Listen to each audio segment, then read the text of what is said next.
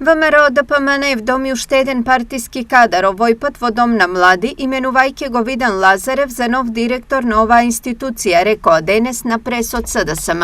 Имено токму лицето Видан Лазарев беше иницијатор и носител на активности за референдум против наводно населување на илјадници мигранти во општина Штип. Именувањето на Видан Лазарев како директор на Домот на млади е крајно понижувачки за сите млади, културни работници и за Штип и штипјани воопшто.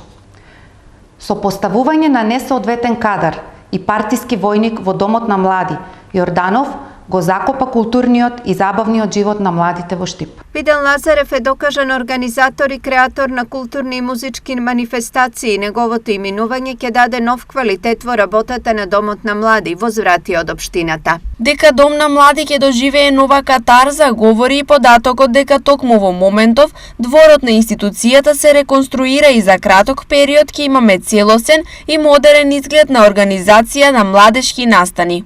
Стои во реакцијата од општина Штип.